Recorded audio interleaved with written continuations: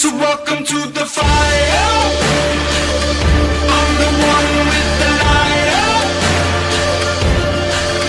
Flame that burning through your veins as we're walking through the flames, getting higher. So welcome to the fire. Welcome to the fire. Flame that burning through your veins as we're walking through the flames, getting higher. All right, guys. So we're here. Guess what? This is going to be the last hot seat of this season.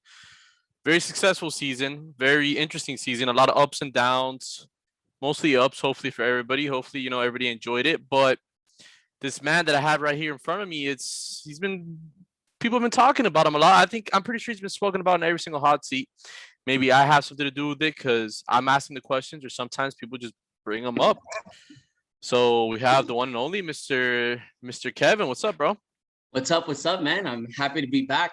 I was here in one of the primordial days, back when it was pen and paper and we'd send a PDF. But it's glad to be back now the way that it's been. Man, you telling me about it. This is 10 times easier. I don't have to freaking copy paste, make sure like, corrections here and there, whatever the case may be. Now it's super easy and flowing. And bro, you're the last hot seat of the season. It's pretty, pretty big deal in my eyes. I mean, come on, we already know. All right, so let's get right into it.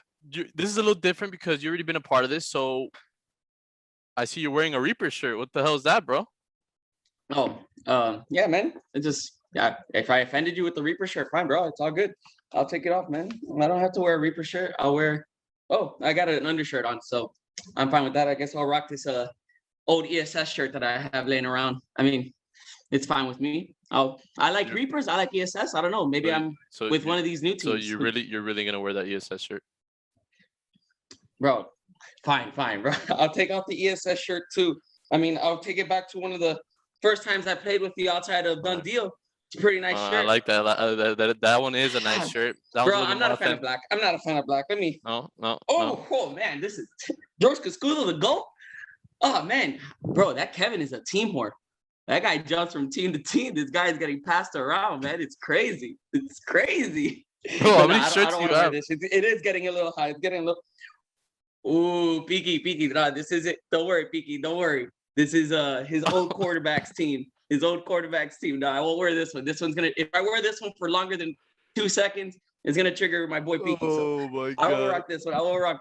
Oh, shout out to Eddie. What's good? I got the Eddie. Nah, Eddie.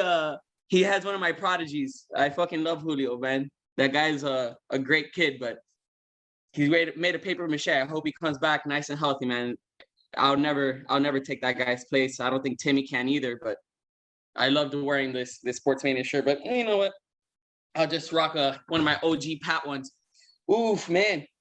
But I thought I only was playing flag for 4 years. It's crazy. This team's from like 2015. That makes no sense. Whatever. Let me just keep going, bro. Let me just keep going. Oh man, my OG team back from 06 LTS. That's crazy, bro. I was 18 years old. No. Let me stop. Oh, bro, look. Let me tell you something. This is a team I'm rocking with for as long as until they kick me out. And statistically speaking, I mean, it might happen. Well, statistically speaking, I've only been cut from one team in my entire life. That's a common misconception. And I'll go and touch base on that because originally, and sorry for venting, but I started with this team. I'm having a great time right now. I started with this team the team I started playing competitively in, where it started being Top Gun, borderline B was the Pinga with my boys Pat and Georgie, which are both in this league. I love those guys. They're like my brothers. Freaking love those guys with all my heart. I've known them since I was like 12 years old. And I wanted to grow, and I met this guy named Peanut, which I'm sure some of you know. And I joined a team called Dead Presidents. Mm-hmm. Dead Presidents, me, Peanut, Chris Dominguez, Monchi, which some of you know, this quarterback named Tommy. We killed it. We won like 3 leagues in a row. We had beat 305. We beat a bunch of really good teams. And that was back. I remember one tournament. One league. We beat 305 28 zip. Hmm. We beat 305 28 zip. I've lost to 305 and Peaky a million times, but I have gotten my fair share of wins. Right. My win percentage is probably 0.25, but I have won against them. And we killed it. With just unfortunately, Tommy didn't want to play the game anymore, and we tried to fit a couple quarterbacks in. Unfortunately, I don't have my Dead Prez or Tribe shirt, but then Gus moved, which was our second quarterback. And at that moment, our team crumbled. So Monchi went to 305. Me and Chris Dominguez went to squad. I rocked with squad for a few seasons and loved them. I still love them. Devin throws that ball at Lewis's face, gets suspended, not allowed to play in tournaments, not allowed to play in Heard leagues. about that, yeah. This guy Rudy hit me up. He's like, "Hey man, we need a rusher. You wanna play with us?" I was like, "Yeah, man." He's like, "Yeah, we're gonna play in a tournament." First time I played with Reapers, you can attest to. You can ask CC, you can ask Drew. These people. First time I played with Reapers was not in a league. We played in a freaking tournament. We went to the championship game and lost to Wet and Dirty. It was a hard fought game while Drew was dealing with his car getting stolen or his wallet getting stolen. And I rocked with Reapers for a little bit. Devin was on suspension while I was playing with Reapers. Every once in a while, teams would need me. I never said no. In that defense, I am a team whore. I love playing flag football. Flag football is my life. It's one of my favorite things to ever do. It's a great scapegoat for the things you deal with on a day-to-day life. It's entertaining. I love it. And I played with In the Zone. I played with Goose Crew, but there's a common misconception that I get cut. And the only team that I've ever been cut from was Reapers. And I understand, man. Hey, Baca is a legit freaking rusher. And he has physical tools that I'll never have. It's a fact. And, Right. you know, Joan is a great quarterback as well and stuff like that. At the end of the day, like I said, it's a common misconception that I've been cut from every team that I've ever played on. Squad has never cut me. You can ask Dev. Dead President cut me. Our team just melted and we didn't play anymore. But I will tell you one common theme in every single team that I played with, and it's that I try my hardest and I play. Nobody on the field is gonna play with more intensity than I do. I may talk a little shit. It never gets disrespectful for the most part. And I love the game. I'm going to try my best at whatever position you put me in. It just so happens that I do the job that nobody wants to do, which is rush. But at the end of the day, look, all those teams are great. And I freaking love squad. I'll rock with them for the longest. And I'm playing with Don't Sleep in 5-man and squad in 4s. But this is the best squad right here. Ain't none better than this one, baby. The only undefeated team in Done Deal history. You know about this team all too well. Yeah, you got my shirt, by the way. You helped us get there. Ricky and Pedro and George and the Holy Ghost. Amen. Wow, bro. I mean, shit. That was, not gonna lie, that was probably like the best intro in hot tea history. So thank you for that, number one. Number two, just to touch back on a little points you made, because I definitely had that written here. There is this thing about you that you go from team to team or whatever, and people are like, "Oh, well, who's Cat? I don't even remember playing with that guy. This isn't that." All this bullshit that's being said, right? Essentially. So how does that make you feel when you're hearing that from, I guess, I would call it your peers, because you know you guys are all playing flag football. So how does that make you feel? I think the biggest problem is people that have, and this isn't a stab at anyone, people that have low IQ in flag football, low IQ to flag football, not low IQ in general, just don't understand the fundamentals of flag football. They truly devalue the position of rusher. They really do. And if you ask any Top Gun quarterback or any Top Gun safety what the three most important positions in flag football are, always the third one that they mention after quarterback and safety is having a legit rusher. Because you can have mediocre corners. When you have a rusher that's getting there consistently, it provides enough pressure where you're not covering 4 or 5 moves, especially in Top Gun. And look, man, I don't have as many world championships as grown-ups or as many championships as 305, but I've proven myself in flag football where I've been invited to podcasts and I've been invited and mentioned on different platforms. I was on, you know, the front page of FFWCT. I've won worlds. I've won 3 nationals, 1 worlds. I've won 5 regionals.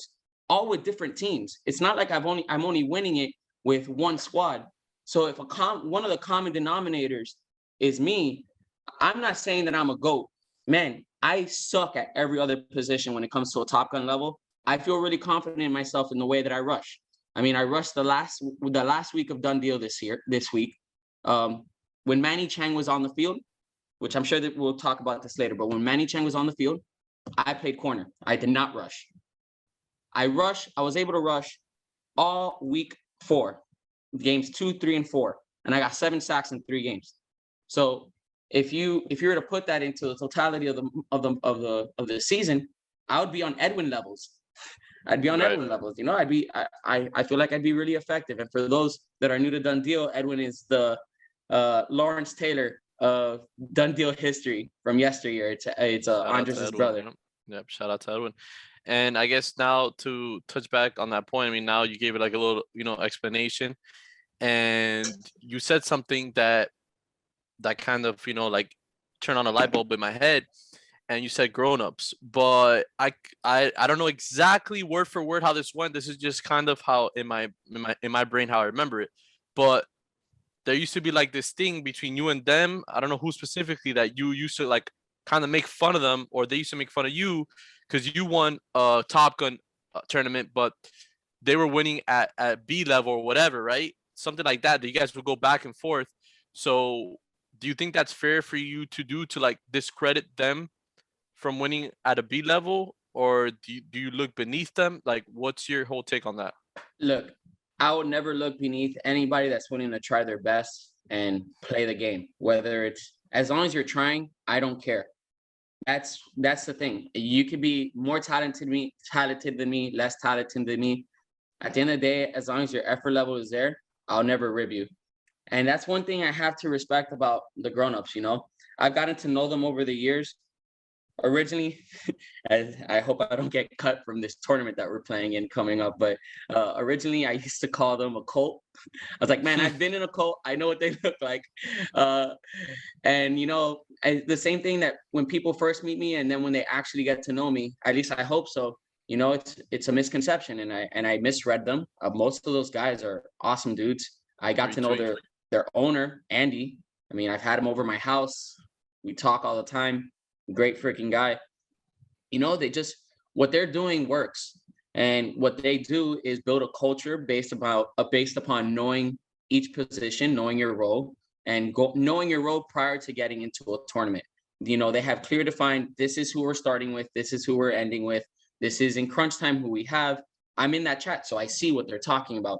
Not the main group chat, but the one for us traveling. And they set expectations, and it's better with a structure like that than some of the teams I've been on, where a player gets mad because they're not getting offensive playing time, and then they just go and sit in the car during the semifinals, which is legit something that has happened to me in other teams. And that really rubs not only the team the wrong way, chemistry wise, it affects the whole team's vibe. As much as I hate to say it can ruin a championship if you just play for yourself and not for the team. Right. That's one thing I give credit to grown-ups. And yeah, I used to rib them a little bit, but as I've gotten older, and as I've grown to see the way that they do things, I respect it a lot. So I see a lot of definitely people, getting older, becoming more mature, Peaky, for example, you, for example. I think Done Deal has a huge reason and a huge part to do with that, because all these relationships that I feel like weren't ever going to happen in the like the other side of flag football world, that's not including Done Deal, you would have never thought, oh, A and B would have been together, or whatever the case may be. And I think that's pretty dope to see that, man. But going back to the other side of flag football, do you consider yourself a top 5 rusher in Miami? I, as cocky as it sounds, I consider myself a top rusher in fours and fives in general, not just Miami.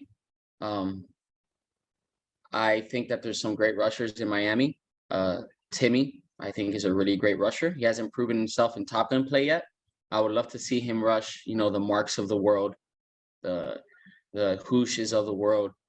And I think that he will succeed. He just hasn't been given that opportunity. I think Julio, when healthy, love that guy.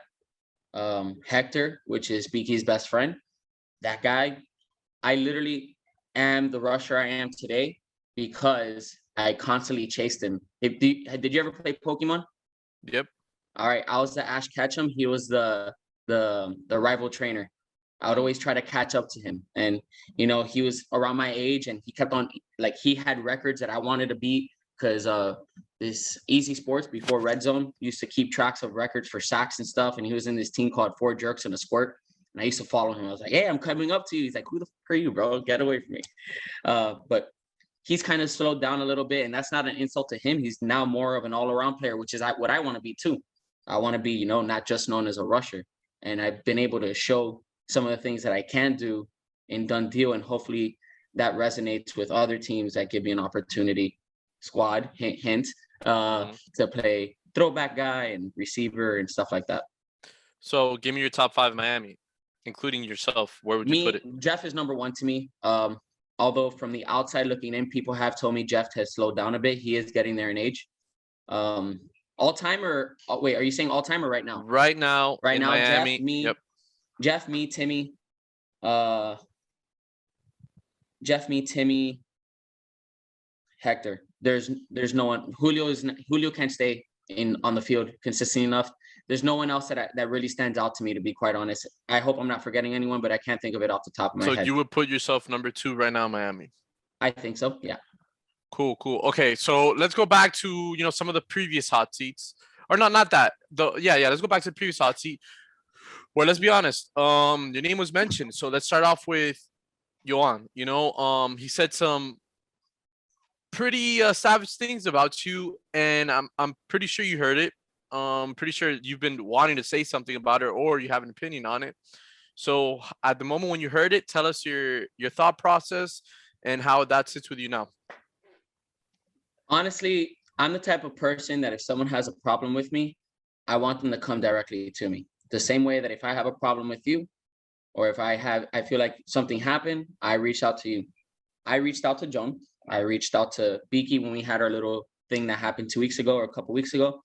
And I have no problem talking to people and, trying to figure out what was wrong and stuff like that. At the end of the day, I think he was a little intoxicated. I think that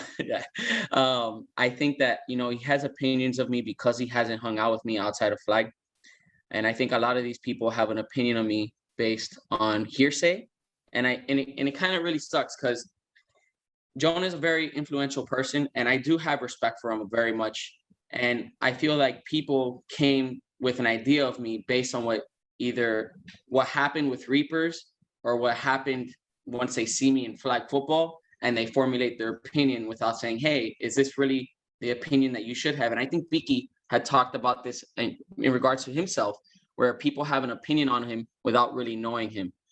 And it sucks because on the field, I'm just honestly trying to be a competitor, and I don't like losing. But at the same time, I love everybody in Done Deal. I mean, even Ray, and it's I love everybody in Done Deal, and I have the utmost respect for them, including Joan. And did he say a little revisionist history in regards to what happened with the Reapers and stuff like that? Right. I would say that that's clearly his point of view as the way things transpired. I don't think that's necessarily like truth, and I don't think that what I say is going to be necessarily the truth too, because I'm going to have my own bias. So it lies somewhere in the middle. But what he said about me in regards to like me being a piece of shit and stuff like that, it was taken out of context, I think. And I kind of spoke to him and he apologized and he didn't mean it like that. And, me and him have a okay relationship. I mean, we talk to each other every once in a while. We DM him about a potential person coming in. We do lighthearted jokes to one another. It's really not we do it for I feel like a little bit is done for the chat. Right. The famous Done Deal chat that it's definitely probably the best chat I've ever been a part of my whole life. I know. And I'm not the Medina Award winner this year. I didn't even have one vote. No, we all know who's gonna win that, and no one else should have gotten a vote. But you said something there that kind of caught my attention. You said even Ray. Is there something between you and Ray that we don't know? I just wanted to throw a stab at him because I love Ray to death, and I know he's gonna watch the video. And I wanted to be like, the hell did I do? I freaking love Ray to death. I've been trolling that guy since I was 8 years old. Him and Brett were the ones that actually brought me into Done Deal. Right. The season of the Browns, when we went undefeated, and I had to throw that out there again. I mean, no, sure, say it a bunch of times. You're good with me, Bob. But they brought me in. I had reached out to Ray and I told him the situation and where my life was, where I was no longer participating in something that we both grew up in. And he was like, you know what? There's a league that I'm playing in. How about you join? I think it'll be great. And I was like, oh, let me see. I don't know yet. And then Brett calls me like 10 minutes later. He's like, hey, I already paid for you, so too bad you're playing. And I was like, I guess, okay. And he was trying to shark and tell me to stop messaging on the chat so that he can get me and we can get our old team back. And there was a point in like the early 2000s where me, Ray, Brett, and Anthony had won like 60-something flag football games in a row. Granted, it was against competition that was not the greatest, but you still had to win. And we were traveling to different cities and stuff like that and playing these tournaments and winning them. So we wanted to replicate that, but I think the team that we ended up getting worked out pretty well. So Undefeated. Yeah. But yeah, so then let me go back to something else that I wanted to talk about too, man. And Peaky had definitely some things to say about you as well. And then from what I've been hearing from the outside, there's a huge fight in this other tournament that was going on, and it was very controversial. And from certain people said that you and Peaky were going at it throughout the game. I could be getting this wrong. You guys were going throughout the game, and that you had something to do with instigating that fight, and that you just stood there and didn't do anything about it. So, can you give me your point of view on what happened? Because I asked Peaky this question, and he explained to him his point of view. But at the end of the day, there's multiple sides to each story. So, is there anything you want to say about that? Of course, man. Look, I hang out with 305 in their tent. They're my friends. I get along with them great. I know my pros and cons, and I know my strengths and weaknesses. One thing that I do not pretend that I am is some Billy badass that's gonna throw hands and stuff like that. I will defend myself, but I'm not fighting somebody, man. I'm a grown ass man, 30 years old. I have a wife. I have 2 beautiful cats. I have a family. I have a life to live. And humans are very fragile. Dude, I fall the wrong way and I'm paralyzed for the rest of my life just over a flag football game. Now, that being said, what happened to Peaky was absolutely weak. That shit should not have happened. Even if you talk shit, and Peaky was yapping, but so was everyone else. Even if you talk shit, nothing should ever get escalated to the point that it was. And the reason what I did not escalate that. Me and Peaky, the whole time, I didn't talk to anyone else. And Peaky didn't talk to anyone else when he was talking about me. Me and Peaky, every play, we would just talk to each other, like jabbing as friends. Like it legit was not offensive. Me and Peaky were not offending each other or anything. I was like, oh, Peaky, I'm coming for you. He'd be like, oh, he would throw a pass and he'd be like, oh, Kevin, you're too slow. But just between us, we weren't yapping, insulting each other. The problems started happening when both sides started getting physical, and like Peaky would throw an out route to Hector and Hector would get blown up, or Andy would catch a pass and somebody from their defense would hit him. And that's what kind of caused it. At the end of the day, the straw that broke the camel's back was a questionable play. I didn't see it because I was talking to the ref, but Peaky had pushed somebody after the play had ended. But apparently it was like a little light push. It was like for the game over. And that's when these 2 douchebags are on our team just came running and blindsided Peaky. They're not normally part of that squad, but they blindsided Peaky. I wasn't anywhere near there. I was on my side of the field and I was talking to the ref when all this stuff started happening. I saw Rat on the floor and I saw his son. I grabbed his son and I put his son to the side and I was like, I'm not getting involved in this. His son is yelling for Rat because Rat was on the floor. Rat's another player, by the way. And he was screaming. And I'm sorry, I'm not going to get involved and jump in. Did I say some stuff? Yeah, I saw Hector getting punched in the face like 5 times, and that guy's a brute. And he wasn't even flinching. I was like, yo, Hector. But he was in cloud 9, so he couldn't focus on that. But I wasn't going to go in there, and they don't know who I am because some random people started jumping in. And I tried to separate it, trying to be a peacemaker. and I get punched in the face. It's not happening. And I'm not the only one that didn't jump in. Plenty of other people, even people from his own squad, did not jump in. It was clearly an issue between a select group of people from one side and two people from our team and their posse of people, their caravan of people that they brought from I don't know where that came and fought. It had nothing to do with me, and I'm not going to risk my life for something like that. Now, me and Piki are hanging out outside, and someone tries to mug him, and we have an opportunity to apprehend him. 1,000% I'll throw hands. That's a life or death thing, and that's flag football, man. Get out of here. So we're talking about Piki. So you guys say that, as friends, you guys talk shit. How's that relationship now after all those things, after you said the stuff on the hot seat and after the whole fight incident? How's that relationship now? Good, man. Me and Piki, this is the thing. Like, I love him to death. But I understand Piki's type of humor and the way that he is. I have hung out with him outside of flag.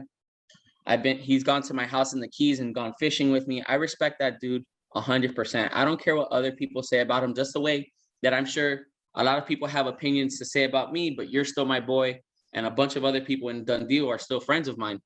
At the end of the day, I judge people for the contents of their character towards me. I don't care what other people have to say to them.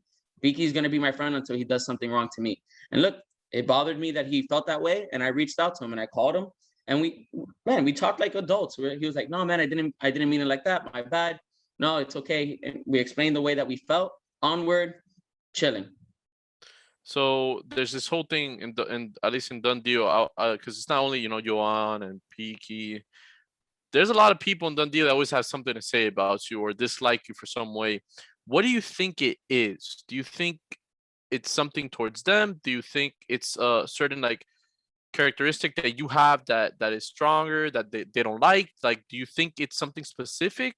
I'm vocal. I don't, you know me. I don't go and actively shit talk. I'm not telling them like, "Oh, you're a piece of shit, F you, this and that." I'm not saying that, but I am loud. And I know I'm loud. And I'm just like, nonstop, bend, don't break. Give it everything. Let's go. Let's go. They can't stop us. Like whatever super, super basic, Right. common thing that people say in football. And it's very vocal. I think part that and part the fact that I have gotten my ass kicked in red zone, in youth league, and all these places where they have always kicked my ass. And then they come into a place like Dundee where I've consistently beaten them. And it's not just me, like my team has beat them. But I'm usually the leader, except for this year, but I'm usually the leader and we're beating them.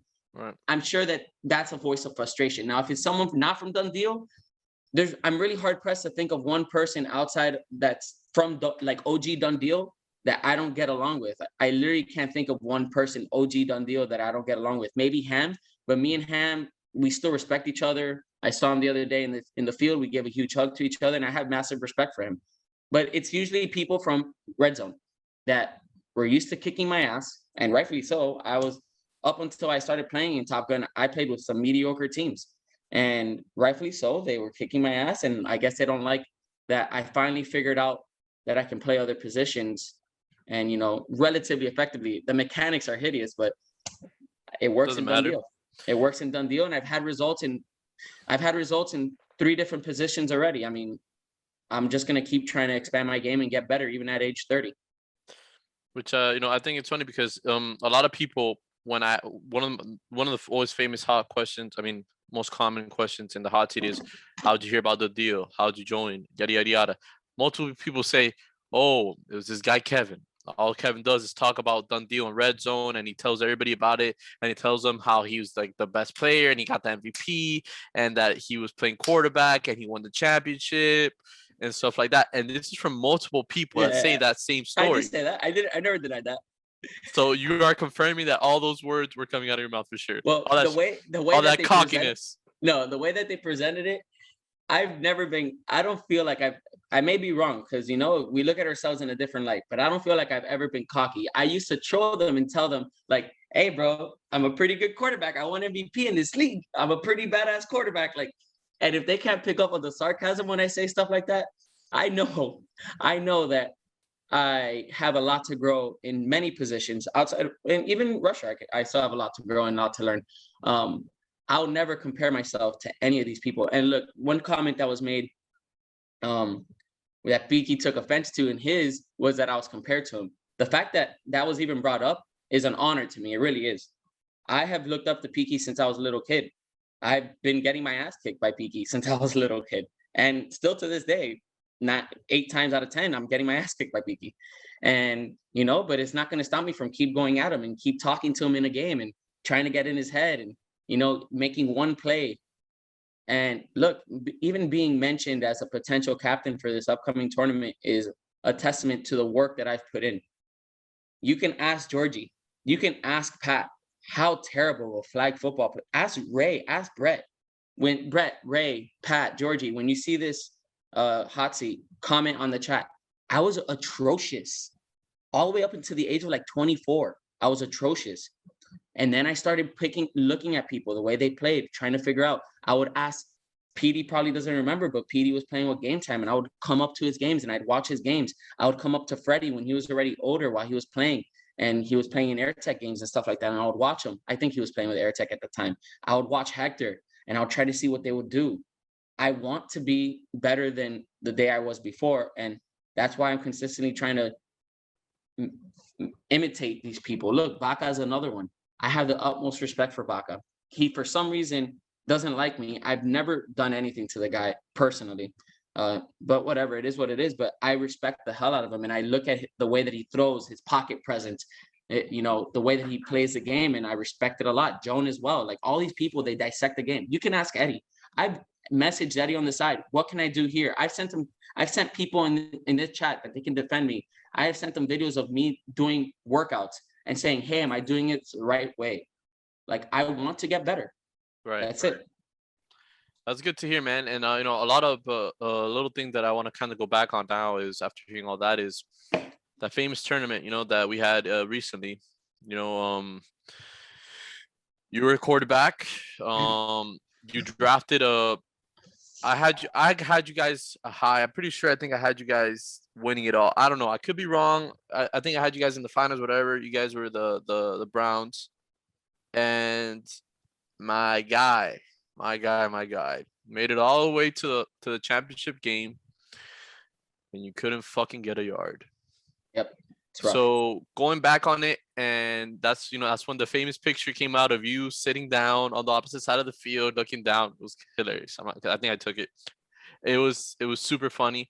But like going back and now not being maybe as upset or disappointed in it as much as you were in the moment, what do you think happened that you literally cannot get 1 yard? I know there was some questionable calls or whatever the case may be, but now that you could go back and think about it and review it, what are your thoughts? Well, it was 3 plays, that first drive, and I could tell you the exact 3 plays. The first one, I mean, I don't understand how they can't call that we even advanced an inch when I passed the ball forward for 3 yards into Dusty's hand. It was a full extension of about 3 feet, not 3 yards, 3 feet forward like this to Dusty, and he caught it in front of me when I never even backpedaled. But they didn't call it. Albert said that I didn't pass the line. You should not penalize somebody for making an advancement of the ball on longest yard. Whatever. That's fine. The second play, I hike it and I throw the ball to Dusty, and Chris Dominguez apparently had said that we weren't lined up on the line of scrimmage to redo the down. Then the third play was a roughing the passer. So sorry, there was 4 plays. Third play was roughing the passer. A roughing the passer is an automatic what? First down? No, what is it? How many yards? Oh, roughing the passer was 10 yards? Okay, is that not an advancement of the ball? Technically speaking, yes. It's a play that should have been game. The fact that we didn't want to end it like that, I get it. But by definition, it's advancing the ball. And what they could literally just penalize and do penalties over and over and just stop us eventually once. That's not how it works. You have to penalize somebody for being penalized. And but whatever, you know what? Hats off to the Cardinals. One thing I will say, I think they played a great game. JD balled out. By the way, I voted JD as my 3rd best MVP behind uh, behind Beaky than David. I voted Wait, you have Peaky JD. number one? I believe so. I had Beaky, then I had David, then I had JD. I have the utmost respect for JD. I think Andres can confirm, but I'm almost positive I had Beaky first.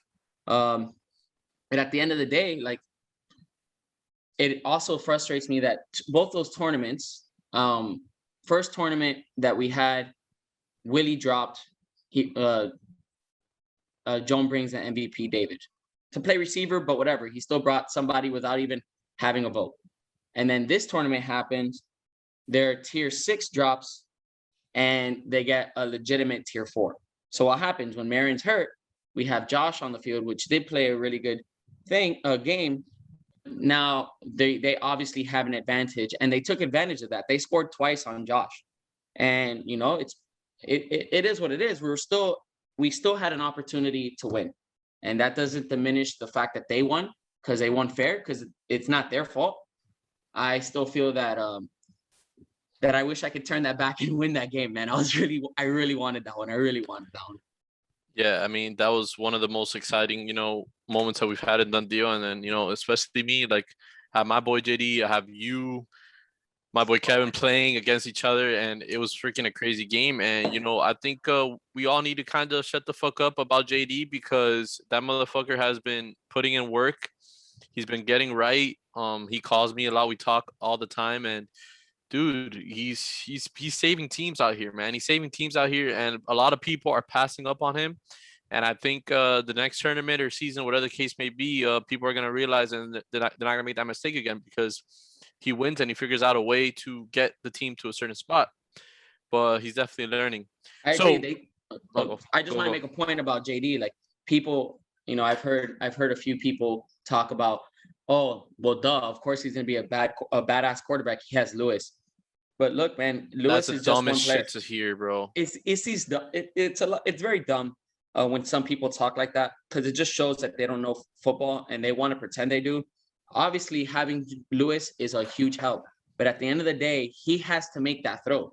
He has to scramble and buy that time. He has to go and also feed the ball to Julian, who I believe had 40 receptions, to Gabe, who I believe was a top tier 5, to Nick, who was a good tier 4. These are things that he did. And the fact that you're trying to diminish it by saying, oh, it's because he had Lewis, I don't like that. I think he had to make those plays. He had to make those throws.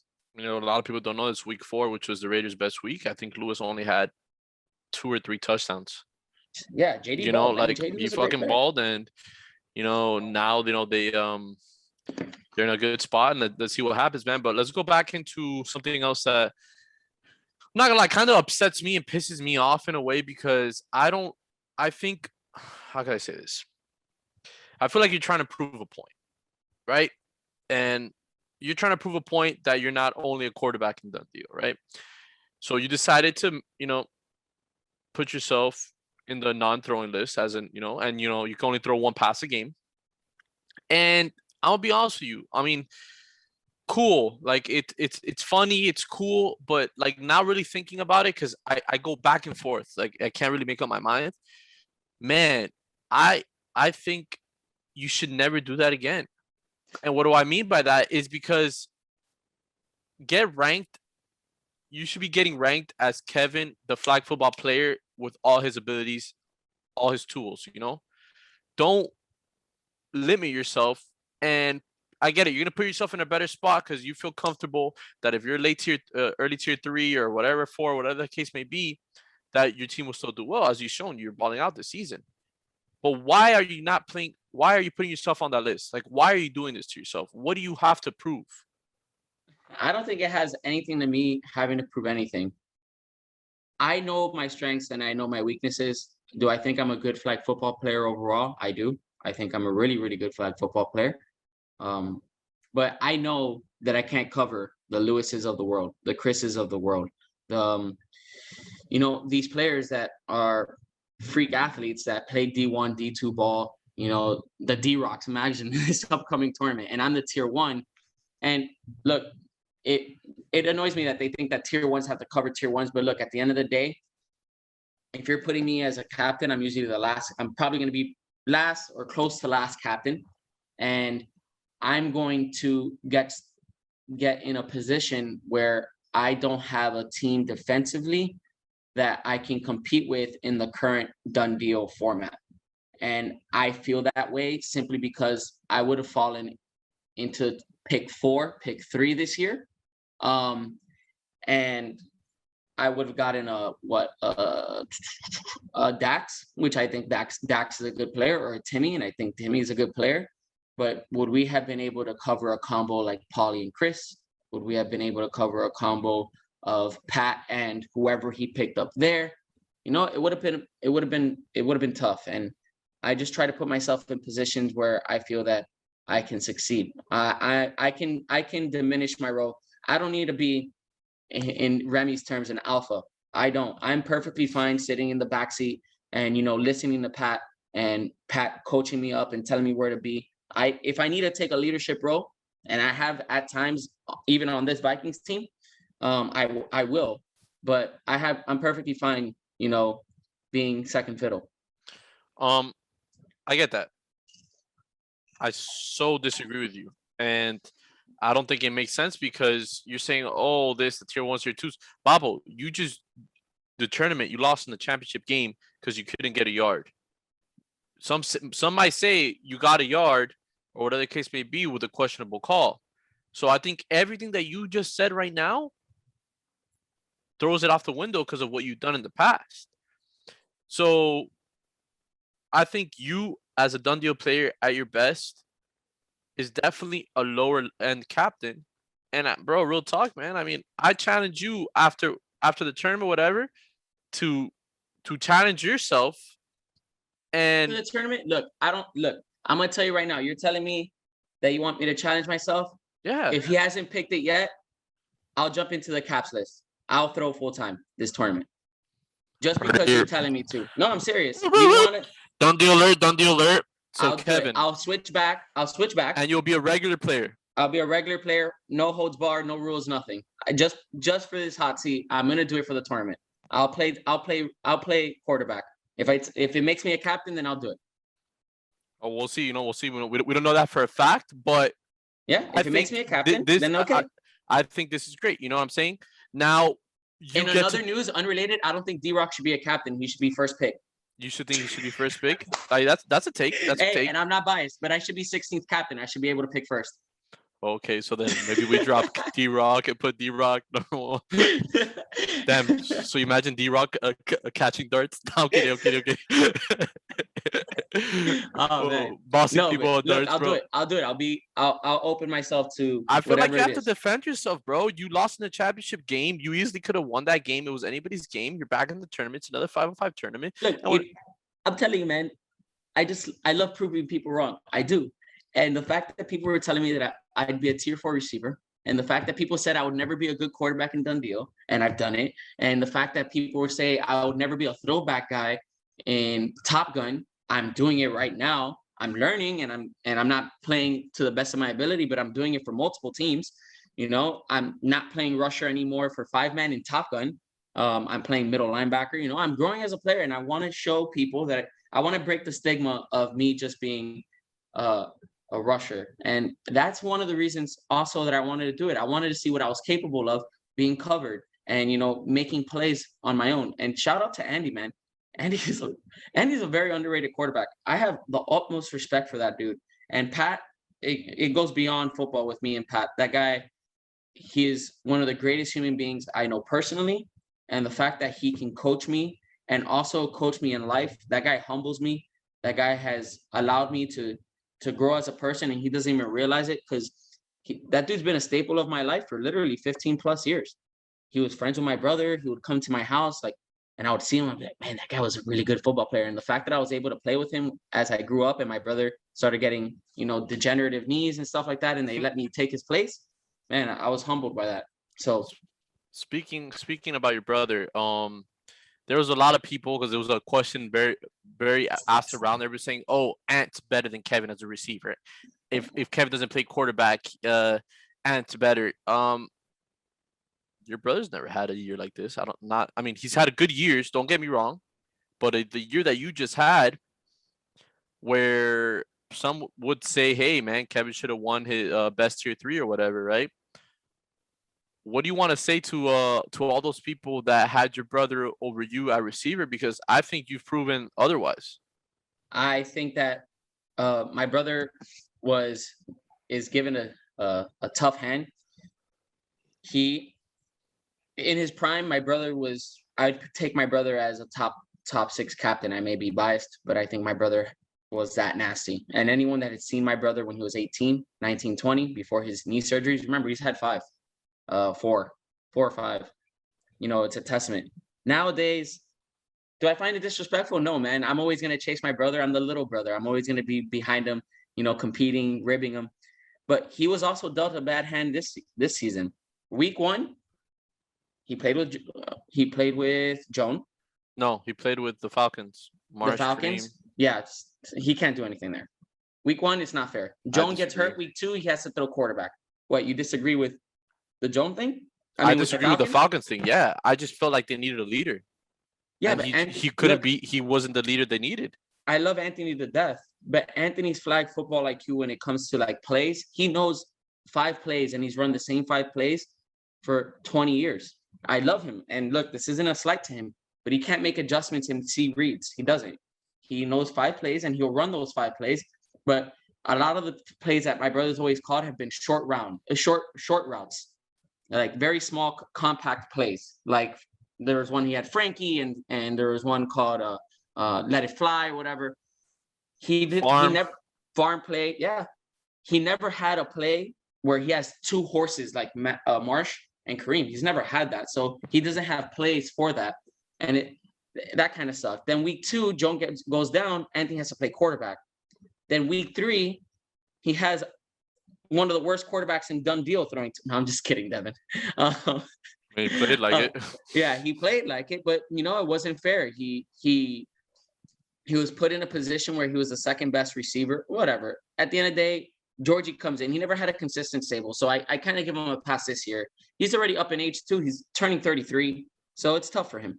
But at the end of the day, if you need him to make a catch, have you ever heard that thing where I forgot who it was from ESPN that said, ball in their hand, monsters are going to take over. Monstars are going to take over the planet Earth. Who would you rather have shoot the 3? Andre Iguodala or Steph Curry? And he said Andre Iguodala. That's how I feel about my brother. I feel my brother will make that play if you need it, even to this day. So then, but I'm better right now. I mean, you've proven it. I'm better right now. You had a crazy year, right? You had a great year. You led the league in touchdowns. You were second in touchdowns. Julio led in touchdowns, right? Or by one. And bro, you didn't get as much tier 3 votes as I thought you probably would have gotten. JD kind of ran away with that. So before the results came in, right? Before all that, did you think you were gonna win that? Like, did you think that it was gonna be close? Did you think you should have gotten more votes? Like, where's your head on that? I think there's some people in this league that if it's going to not benefit one of their players, they don't vote, and I think that that's really whack. That is fucking pathetic. And that is not done deal. That is not done deal. Yeah, I think that's super whack. I voted JD. I can't vote for myself. Obviously, I thought that I'd win, but I voted JD, and I voted Danny as my second, and I forgot who I voted as my third. I was not going to sit here and go and vote Julian. No offense to Julian, because I didn't want JD to win. I was going to vote JD. Now, the gripe I have is if you pull up the stats, and I'm sure you can if you have them there, there's only one category that Daniel beat me in. And the fact that he had more votes than me as well, I was like, that's a little bit of a Rams bias. And I don't know if the Rams voted. I don't know if they did. I mean, their captain didn't vote, so it's lead by example. But I had more receptions than him, more touchdowns, more flag pulls, more sacks, more passing touchdowns. So he just had more interceptions than you. He had one more interception than me. And mine was a pick 6. I don't know if his was. I'm not trying to tell people how to vote and what to do and how to do it, but the way that the MVP works, and let's talk about MVP. MVP, this is how it works, guys. Now let me educate you guys about done deal, because if there's anybody that knows done deal, it's me. So when it comes to MVP, Yes, it's your stats too, but it has to do with your standings. Hypothetically speaking, let's say Kevin's the number one, top two team. I am the number 9 team, but I have better stats than Kevin, and and no one should vote for me MVP if I'm not even like competing, right? That's just another example, right? That's MVP. MVP is a whole combination of where your team is at, And your how performance. you came apart, like how you came, and maybe you brought back your team and your stats, right? Now, when it comes to the other tier voting, is the best tiers. We do this to reward the best player on that tier that season. So how do you measure that? You measure that by stats. You measure that by stats. So if it comes to stats wise, there was only 3 names that we should have talked about, right? Was JD, you, and Dan. Now, I'll be honest with you, I voted JD simply because of what he did with that team, and he balled out, bro. He was what? He was number 2 in touchdowns, I think. Bro, he did great. I think it was yeah, 3 2 or 3 behind in Pedro. touchdowns. And I was like, bro, impressive as fuck. Actually, it wasn't easy. I was going back and forth. I was even putting in the chat, like I was kind of like, I want to say I was kind of defending you in a bit, or I brought up your name, but then I sat down, I thought about it, and I voted JD. So in my head, it was a no-brainer. It was between JD or you. So yeah, I like, people need to start voting. That's fucking whack. Seriously, guys, like, don't be petty. Don't do that. Like, at the end of the day, it's all a brotherhood here, and we want to see anybody here succeed. But like, Of course. don't not vote just for your selfish reasons. Like, that's not done deal material. That's not what done deal is about. Let's not be like these other leagues and shit like that. No, we're not selfish in that point. Let's reward people regardless of personal things or whatever the case may be for the season they had. And I agree, bro. It was between you and JD, and I thought it should have been close, but it is what it is. Hey, man, and you know what? That's not to take away from what JD did, man. JD, No. since that tournament, has been balling. JD played an awesome tournament. He played an awesome year this year. I don't know if we'll ever have the opportunity to rematch this year, but if the way the playoffs shape, I get to rematch them, that's probably the number 1 team I want to face.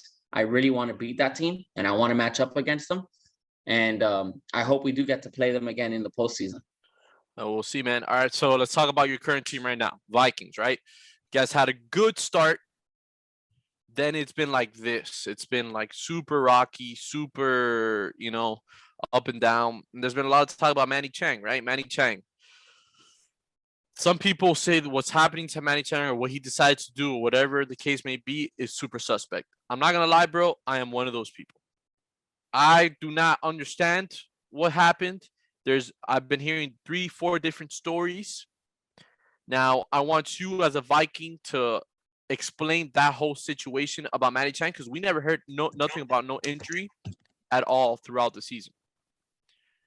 Okay. Now, I was hearing that there were some things that, you guys were saying, that Manny Chang was the reason why we were losing some games, and this was and that. So just give me your whole, from A to Z, detail for detail, what happened with that whole I don't even need to do A to Z, man. I have you disabled screen sharing. That's unfortunate.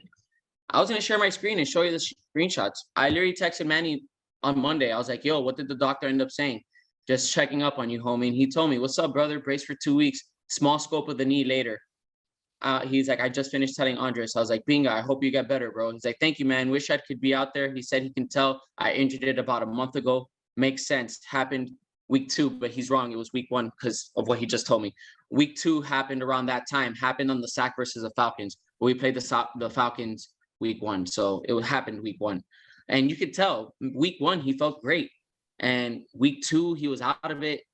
I mean, he was very emotional after our 1-3 game, and he was like, "I'm not feeling right," and he told us in week 3 that he wasn't feeling right. And then week 4, that first game, like the dude was like looking like he was about to pass out on the floor, and it was a combination of, he never mentioned to us week 1, 2, and 3. He never mentioned to us about the knee. He said he wasn't feeling right. And week 4, he tells us that he had the vaccine. So I was like, all right, so you're clearly not feeling well because of the vaccine. So I walked up to him after our first game, and I was like, "Dude, what's wrong?" And he goes, "Nah, man, I feel like I'm like playing 30%. And I go, "Look, are you sick? Or are you hurt?" He goes, it's a long story. And I was like, look, I'd rather have you 100% and us make the playoffs than you 30% and we miss out. So do you want to play or do you want to sit out and help us win? And then you come back in playoffs and you're better. He told me, give me a second to think about it. I was like, all right. I come back and he's like, no, man, I'm not going to play. I'm not feeling right. And I was all right. So he sent us a message afterwards and he told us, he was like, look, it's my knee. My knee's really messed up. Not only that, but like I told you, the COVID vaccine. But to be honest, the main issue of mine was the knee, and my knee hasn't felt right since week 1. And I was like, all right, let me know. He had a doctor's appointment last week. I checked up on him this week. And that's where we're at right now. You see, people have too much malicia. People think everything's a conspiracy theory or something like that. I'm not also stupid. Are the Dolphins playing Iron Man? Dolphins. Are the Vikings playing Iron Man? A better team? Yeah, probably. The same way that the Browns were a better team. Same way that the Browns were a better team when we played Iron Man and we didn't use George. It's a good idea. Do you think that I'm the type of person, or Pat? I know people have their reservations about me, but do you think that Pat is the type of person that go tell this guy, hey, don't come and play? Like, that's not the type of people that we are, man. I'm sorry. At the end of the day, they paid their money too. They have equal partnership to this team. They have equal partnership to this league. If they want, they can come in. If it's their prerogative, if by any chance I become a 45-year-old man playing done deal and I end up being a tier 5 at that time, and they start telling me like, hey, Kevin, just don't show up, I'm staying. I paid for my league. I'm staying. First of all, if you tell me don't show up, I'm the type of I'm a narc. I'll be like, I'll go up to 70-year-old Commissioner Andres and I'll be like, look, these people are messed up. They're not playing right. And I would have never told him like, hey, don't come because I think you suck. First of all, I remember Manny from the year that we played with the Browns. It's a different Manny. That wasn't that far off. It was only 2.5 years ago. It's a different Manny. He wasn't feeling right. He played really well week 1. And up until the Falcons game, I kind of remember that it was around the Falcons game. And that's when he told it. So I guess. But he played a great week 1. And so I know the Manny. I'm the one that picked him. I'm the one that picked him because I know the way that he can rush. He bothered me 2.5 years ago with the Browns. He was probably the most annoying rusher, minus Alec. I actually have respect for Alec rushing too.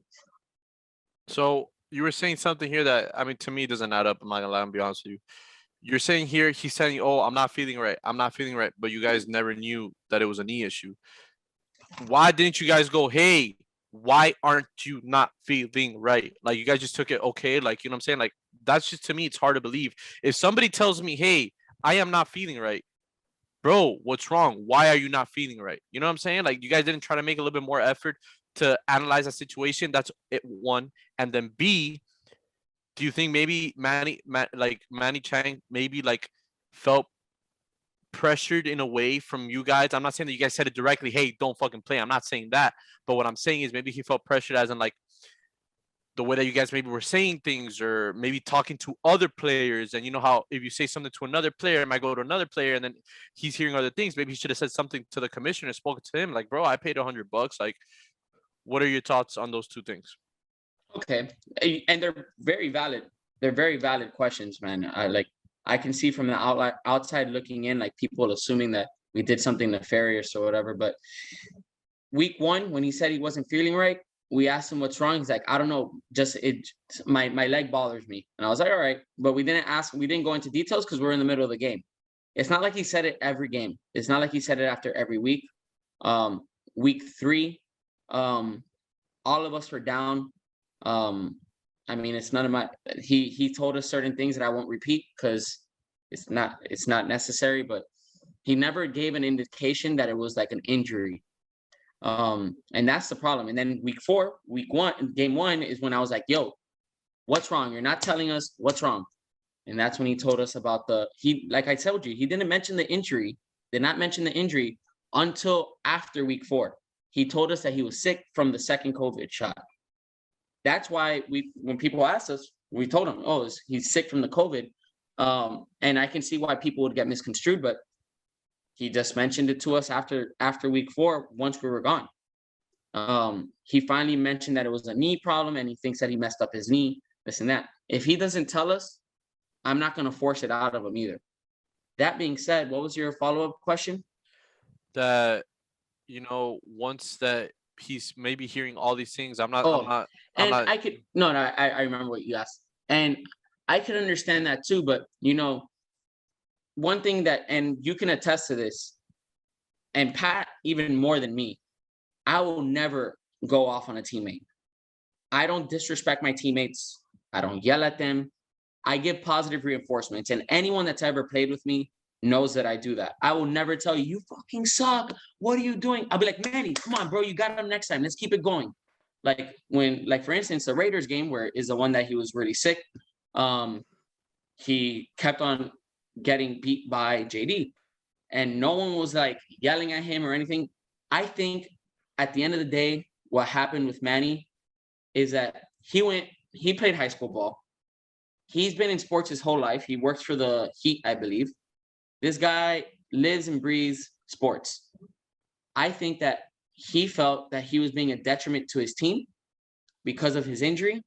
And I guess I'm the same type. I guess I'm the same type of player. If I don't feel like I'm contributing to my team, I would pull back. And I guess that's how he felt as well. So I can kind of understand him in that aspect where he sees like, man, my team, they're looking like frustrated and stuff. Is it me?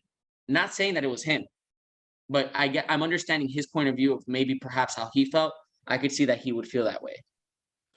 So then it brings me back to this point because everybody was pissed off because like holy shit, now we just get this last second. And then let's be honest, he was what? He was fourth to last pick, third to last pick, fifth to last pick. So it's very tough to find someone of equal value or less. But let's be honest, you guys are a better team with your four best players, as other teams have done in the past, but not like this where people would say it was suspect. Oh, they called our suspect. Don't even start. We traded for someone that was on IR. No, but that was straight up. Like we were like open about it. It's not like we were hiding anything. It's not like it was a surprise or nothing like that. Like we made the trade. This is why we made the trade, and it was there was no BS about it. Like we did it straight up, and there was no. Andres went to every other team because he was a part of that team. Went to every other team asking, bro, if you guys don't accept this trade, the Browns are gonna have their four. The Browns are gonna have their four. That was like his pitch. I'm pretty sure maybe Andres in the future could attest to this. That's true. That was his pitch. That was his pitch. That was his pitch. So every other team, all 9 other teams or 8 other teams, how many teams were that season? Could have stopped that. Yeah. They could have all stopped that. And that was a huge reason of that. And it's not our fault.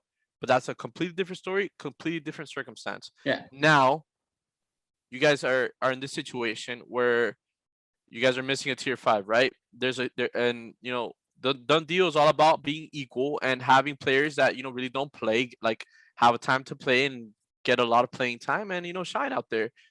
Why don't you guys pick up Mally? I'm down with Mally. I love Mally, but at the end of the day, we were given an opportunity where Andres said you can either pick up a tier 5 or not. And I'll be honest, I like winning. And if one of the opportunities is us increasing our chances of winning by playing Ironman football, I'm perfectly fine with that. I mess with I'm Molly. I love Molly. Molly and I are still literally in our Dolphins chat from last season. We still talk regularly on that chat. Like I love that team that we had. Me and Molly had good chemistry. I vibe with him. He's a cool guy. But at the end of the day, we want to win. And if this opportunity happened, and we're gonna stick with this format. We thought about it. We literally on our chat were like, hey, should we pick up a tier 5 or do you want to rock us 4? At the end of the day, we decided to rock us 4. I mean, yeah, obviously a lot of people, obviously like you didn't like. I knew that was gonna happen as soon as that I heard about Manny Chang. I added 1+1. All right, these guys are not gonna pick up a 5th, but I do want to let every single person in Don't Deal know that it's not because the Vikings couldn't find a player. There's no one up there. Oh no, I would have never pretended that was. No, but that's something that's going around that I've been hearing. I'm telling everybody right now, Maddie's available. Maddie is down to play because I speak to him as well. The Vikings just decided to go 4 strong. Obviously, guys, duh. So that's just to go back to light. And let me highlight a little issue that I have from apparently this DDPA. Talk about the Raiders. Gabe had better. I think this is kind of whack. I think Gabe is a good player. It's what I'm about to say is not to detract from the fact that Gabe is a good player. Ray Martinez was second in Tier 4 voting last season. Second in Tier 4 voting. 4 months does not change the type of player that he is. He was in a team that had a QB that perhaps didn't run a traditional offense or did not feed him for whatever case may be. His stats were not as good as Gabe's with Drew. I'm talking about this season. That does not mean that he is a worse player than Gabe. So it frustrates me that we're talking only statistics and we ignore the eye test in a game where that Ray can just join a team and essentially they have 2 solid Tier 4s as their rotational pieces. So the people want to talk about us running Iron Man. I think it's pretty whack. Ray's my boy. I will draft Ray every opportunity I can. I know his skill set. I know what he can provide. He's a dog. I love that guy, which is the reason why I think it's whack as hell that we allowed that to happen and that the DBPA let that pass, because anyone that looks at the eye test can tell you that Ray is a better player than Gabe. And again, that's not an insult to Gabe. I think Gabe beat us. Gabe scored a touchdown on us in the Raiders game. Ray was just given a different opportunity and he was not the same. But Ray was second place in Tier 4 voting last season. That's all I'm going to say about that. He was second place. Do you remember his stats? And he killed it. I don't have him in front of me. But Ray was my safety valve. I was literally giving the ball 3 times a drive. I kid you not, or throwing it his way 3 times a drive. He was my safety valve. I'm just trying to think about the and stats he didn't miss flags. Remember, we were talking about I don't miss flags. I don't miss flags. Well, he missed mine a few times. He led the league in flag pulls for Tier 4s. He's a legit player. I think Ray's a No, really I'm good not player. taking that away from Ray at all. Number 1, Nick is a Tier 5, Gabe is a Tier 4. Let me correct you on that. That's number 1. Was it like the low close swap or no? It was towards the end. I don't know exactly what it Okay. was, but technically speaking, Gabe is a Tier 4. I think we're underestimating Gabe a lot, in my opinion. I saw Gabe play this year, and honestly, I'm gonna give you my honest opinion because we're at the hot seat. Who do I take over? Do I take Ray or do I take Gabe? I'm taking Ray. I'm not gonna hide that from you, but it's super fucking close because from the eye test that I saw this year, bro, Gabe balled the fuck out. Like I was seeing this guy and he was making some catches that I don't really see any Tier 4s make, and I'm like, bro, what the fuck? Like this guy can actually like play. Yeah, is he out of shape? Yeah, is he a bit heavy? Yeah, okay, cool. But the guy can play. I saw him move a little bit. Like he's nice with it. And yeah, Ray wasn't having a great year this year. And I mean, for example, I'm not having a great year, so I could definitely see where people are saying, "Oh, my Ray's not having a good year," but look, he's with Drew and this and that. Like, I get it. There's an argument to be made there that Drew isn't bringing the best out of Ray, or Drew doesn't know how to bring the best out of Ray. But it's fine. At the end of the day, they did get screwed too. I feel like look at Andres just calling me out.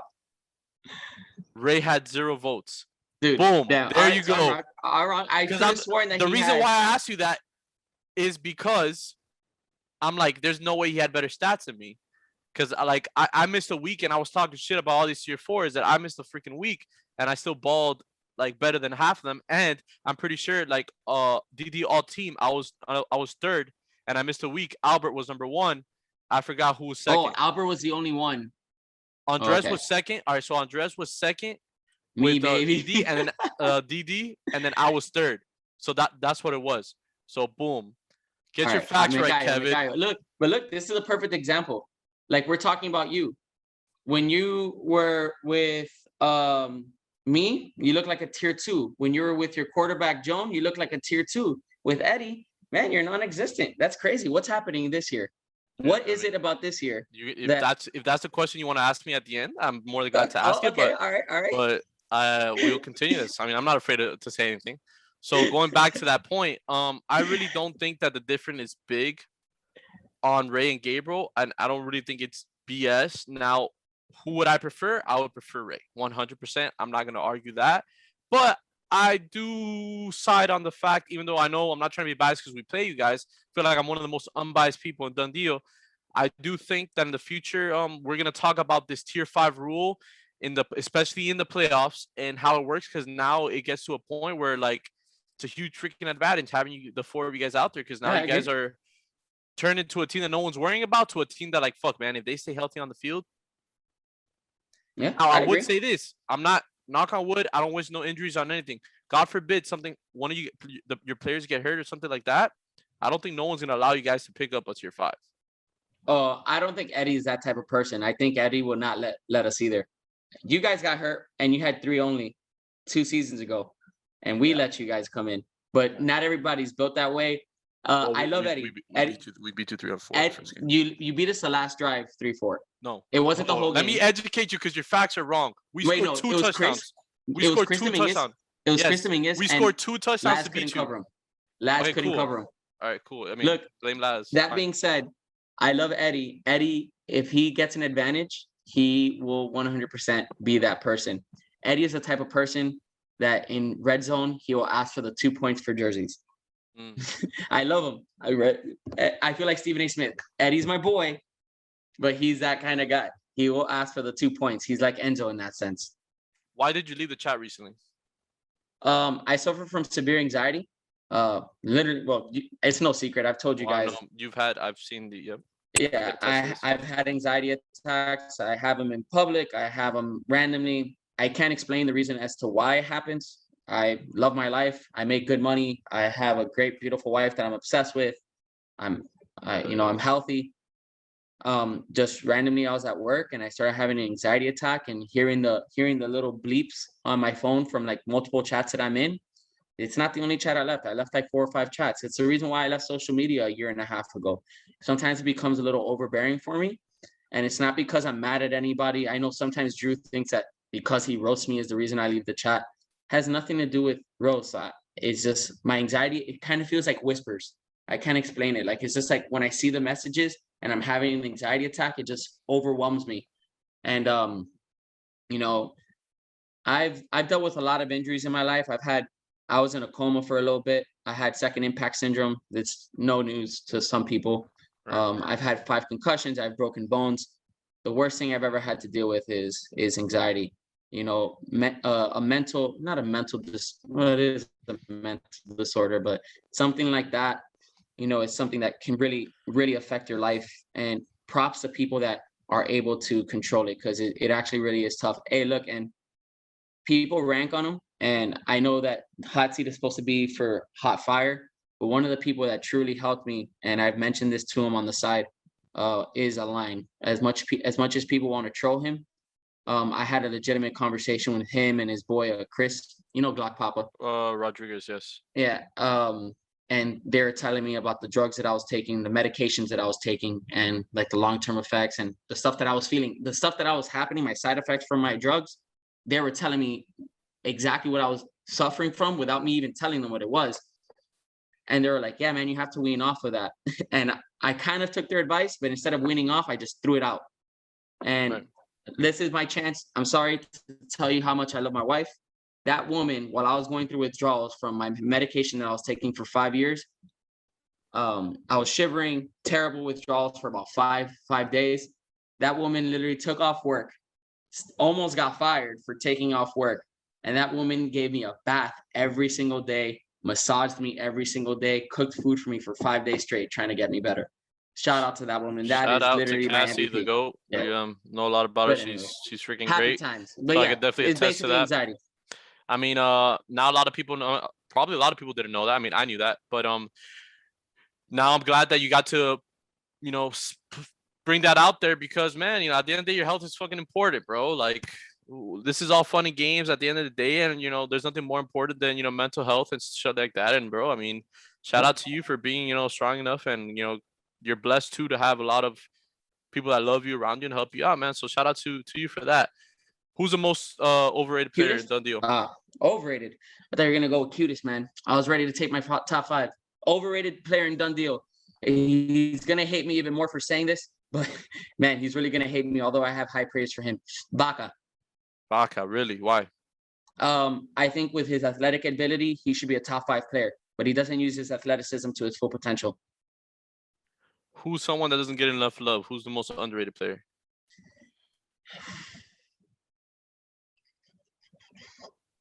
Randolph.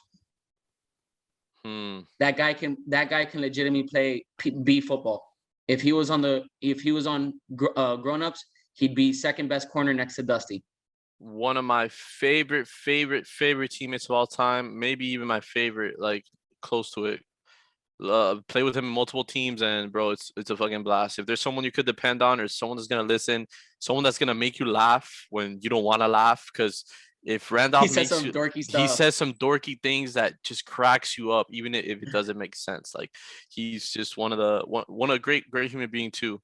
Shout out to him. I think he graduated today, so shout out to Randolph. Oh damn, I'm gonna hit him up. Yeah.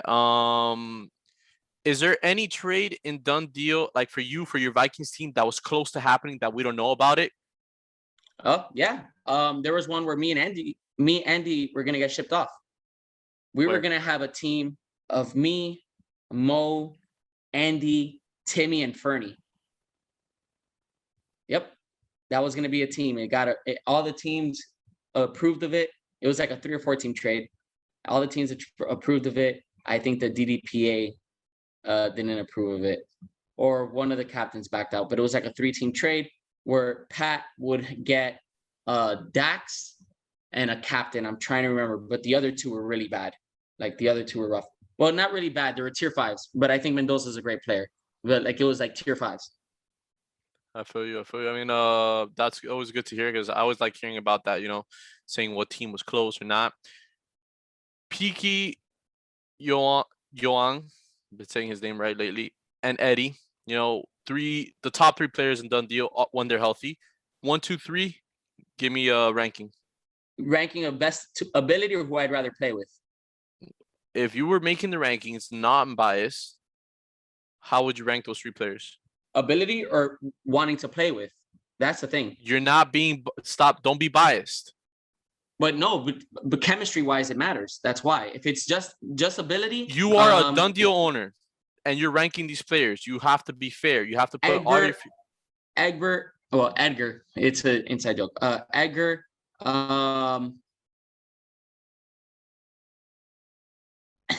Eddie Jones. Eddie, why Young? I mean, at 3, he's been dominating this league ever since he's been playing. It's gonna be tough coming from an injury like that. Your explosiveness definitely gets affected. I mean, you could see it in Beaky. Beaky's. I said if they're all healthy. I did say that. Well, I don't know if you heard. Okay, all right, my bad. I didn't hear that. If that's still fine. If that's I put Beaky, Joan, Eddie. I give the utmost respect for Eddie. He's been playing Iron Man the entire season. He played with a tier 5 on the field at all times. The corpse of Manny for 3 weeks straight, and still made it into the playoffs with a bye. Peaky, yeah. I respect that.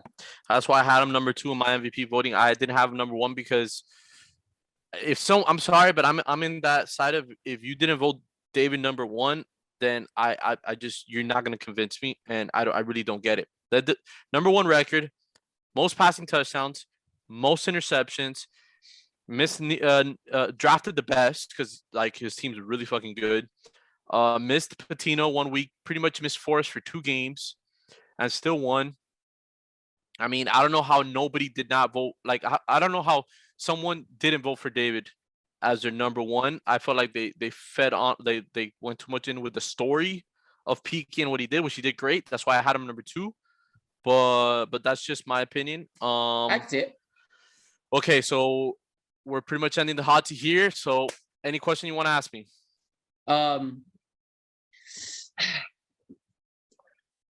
Can it be a 2-parter? I'll give you 2 because you asked me another question. So, if you want to ask me that question again, ask me. So, ask me. It's a 2-part question. Cool. Okay. If you had to pick one quarterback that you've played with in done deal? You're not gonna like this answer. What? Okay, finish. I'm sorry, my bad. If you can play with one quarterback in done deal that you've already played with, which one would it be? That's my first question. Okay, okay. You want me to say you, but it's not you. It's actually no, I don't it's want actually you to say me. It's actually Jeremy.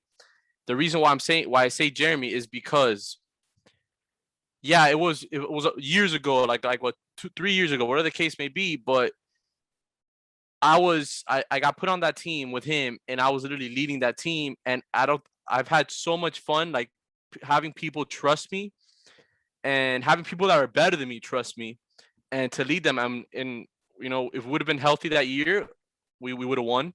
So Jeremy, shout out to him. I just think Jeremy needs guidance to the fullest.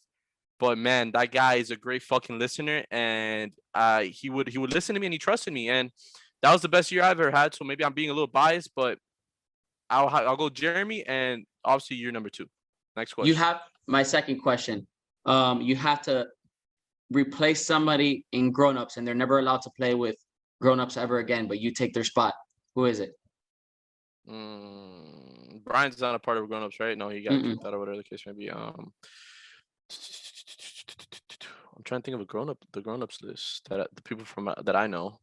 Do you know? Can you give me names from grown-ups? Yeah. We got Ernie, we got Timmy, we got Like Rivas, Ernie, like we Timmy, got like Ale, Rivas. but Ale's a low-hanging fruit. That one's too easy. That's We got so easy. Nico, we got Sean, we've got Andy, we got Ferra, we got Polly, we got Dusty, we got Pep, we've got what's his guy's name? I forgot his name. It's not important. Yeah, from those guys, the done deal people. I mean, I'll probably kick out Perra. I mean, like for sure. I mean, like Why you think that they already had that position?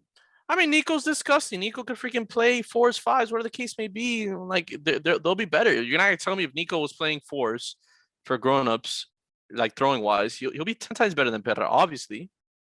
Like Nico, Andy or Perra? And you're throwing? Yeah. Fuck. I mean, I haven't had the chance to play with none of them, but The fact that it's taking you too long, I like that. Andy's I'm up and coming. trying to think what suits me, and I think Andy's from what I've seen what Andy's done, I could be wrong, but I think Andy's a better listener. So I feel like I would speak to him and he would listen to me, and I could be like, yo, this is what I like doing. And he would involve me, as in maybe Perra would like to feed like his top players too much. But I mean, they've both been balling out, but I'll pick Andy. Yeah. Well, thank you so much, man, for having me on the hot seat. Wait, we're not done. Chill. Oh. Okay, rapid fire questions. Just something simple. Take that down, bro. And Sorry, hey, by the way, hi. you have my brown shirt that you haven't given back to me. I know. It's literally the one I'm wearing. Okay, make sure. Please bring that. Please bring that. Okay. Favorite porn star. Laya Silver. Favorite artist. Basquiat. Favorite athlete. Ricky Rubio. Favorite food. Ceviche. Favorite route to throw to. Hitch goal post. Perra or JD. Perra. All right, guys. We have here Kevin. Thank you for this great hot seat, and thank you for teaching us a lot of stuff and getting a little personal, telling us some details about your life too, man. And thank you for that great intro that I was not expecting at all. It was freaking hilarious, and I appreciate you making an effort and you being the last hot seat. Any last words for Done Deal? It's really impressed me the way that we've grown. You don't see people going out of their way to rep any other league. I literally love this league. I love this league so much that one of my boys, he's like close to next in line, I think, is literally, I've hyped it up so much that he's flying down for the tournament. If he gets enough game film in to Joan. I talk about this league every opportunity I have. It's a brotherhood. I was literally talking to my wife. It's basically a brotherhood. I've done business with people in Done Deal. I literally was at Mi Gallito today. It's just crazy how awesome it is. It's literally like a little social club, and I love everybody in it. And even the people that, don't like me or have things to say, I still respect them. I have no ill will towards anybody. I respect everyone on Done Deal. Love you guys. You're like family. All right, guys. You guys have it here. Thank you for tuning in. Make sure to subscribe, bro. I don't understand how we don't have like over 100 subscribers at this point in the YouTube channel. It's not that fucking hard. It's only gonna take you a few seconds to do. So please stop being selfish and show some love to all these other great content and people. So yeah, guys. It's your boy CP. We're out. Kevin. All right, see you in COD, buddy. Got it, guys.